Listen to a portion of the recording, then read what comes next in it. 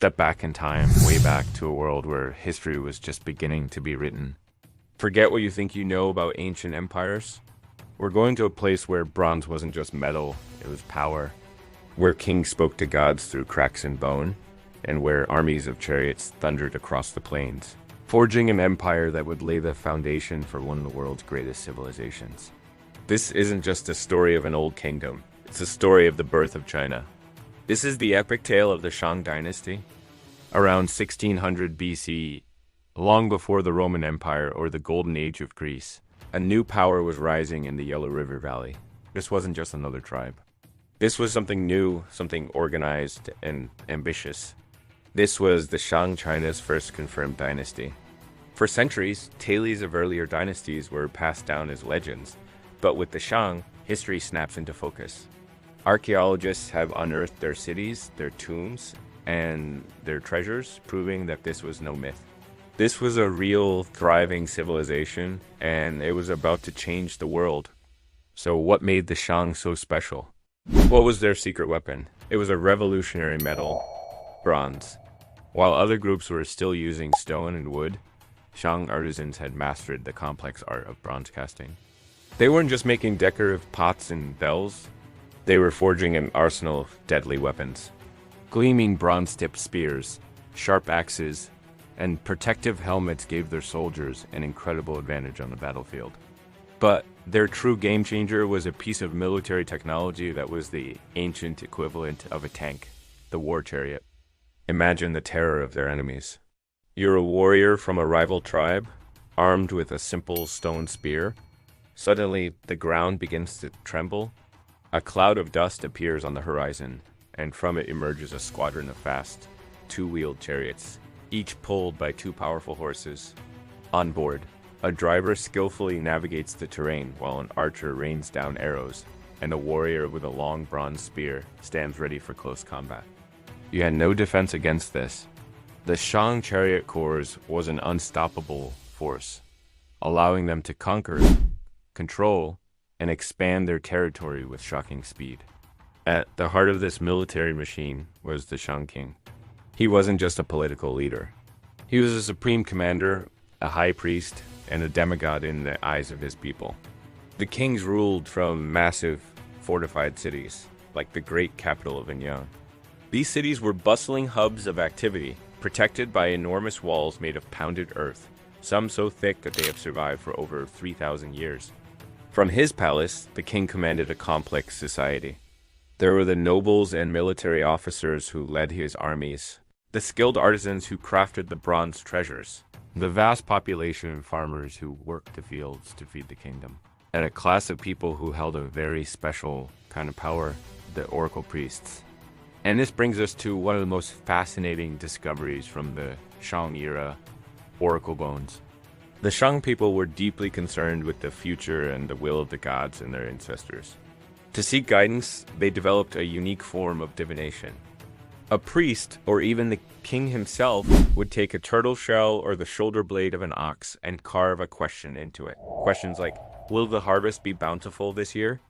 Or, should we attack the neighboring Fang tribe? Or even, will the queen's child be a son?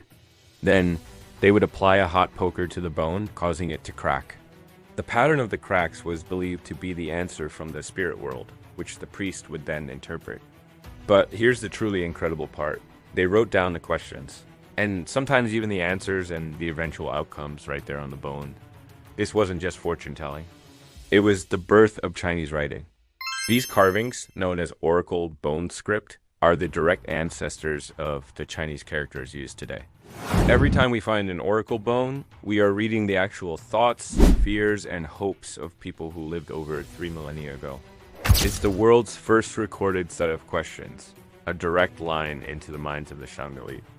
With their mastery of bronze and their devastating chariot armies, the Shang became the undisputed overlords of the Central Plains. Their military was highly organized. Inscriptions on oracle bones and bronze vessels tell us about their armies, which were divided into units of infantry and chariots. We read of campaigns involving thousands of soldiers, sometimes referred to as the army of 10,000 chariots, a testament to their immense military might. The king would often lead these campaigns himself, expanding the borders of the Shang realm and demanding tribute from conquered tribes. Elite chariot units, manned by highly trained nobles, acted as the shock troops, breaking enemy lines and creating chaos. Horses were so valuable, often buried with their owners in elaborate tombs, ready to serve them in the afterlife. But what was life actually like for the average person? For the majority, life revolved around agriculture. Farmers lived in villages surrounding the main cities, working tirelessly to cultivate millet, wheat, and rice. Their labor fed the entire kingdom, from the king in his palace to the soldiers on the frontier. Meanwhile, in the cities, a different world existed. Artisans lived in specialized workshops, passing down their secret techniques for bronze casting, pottery making, and jade carving from generation to generation. The nobles lived a life of luxury. They participated in grand ritual ceremonies, hunted for sport using their chariots, and enjoyed the finest goods the kingdom had to offer. It was a highly stratified society, but it was also a rich and vibrant culture, creating some of the most beautiful art objects ever made in the ancient world. Shang society was built on a deep and abiding belief in the spirit world. They worshipped a supreme god, Shangdi, as well as a pantheon of nature spirits. But most importantly, they worshipped their ancestors. The Shang believed that the spirits of their dead kings and ancestors continued to watch over the kingdom and could influence events in the world of living. A happy ancestor could bring victory in battle or a good harvest. An angry ancestor could cause disaster. The king was the crucial link, the only one who could communicate directly with these powerful spirits.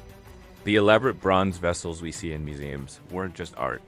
They were essential tools for these rituals, used to offer food and wine to the ancestors to keep them happy and ensure the kingdom's prosperity.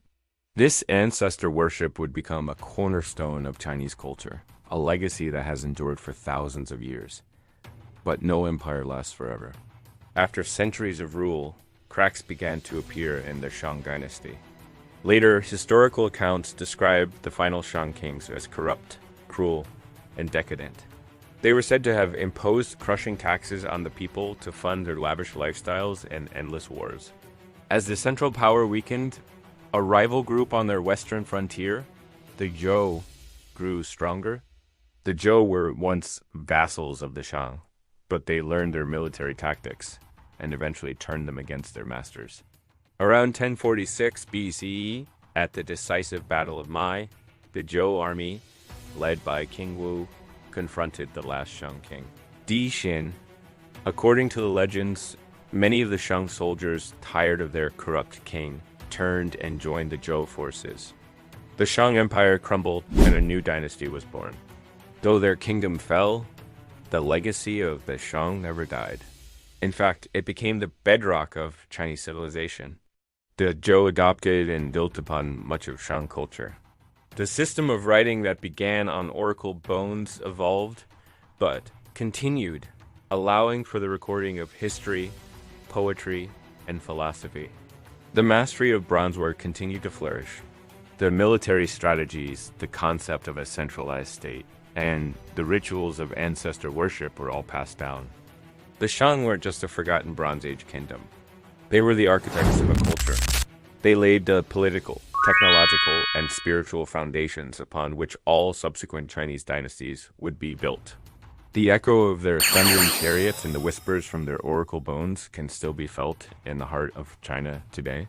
So the next time you see an intricate piece of Chinese bronze art or marvel at the complexity of Chinese characters, remember the Shang.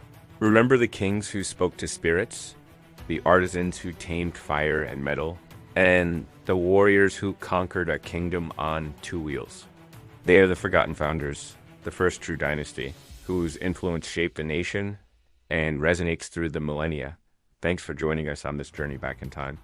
If you enjoyed this dive into ancient history, make sure to subscribe and hit that notification bell so you don't miss our next adventure into the past. See you next time.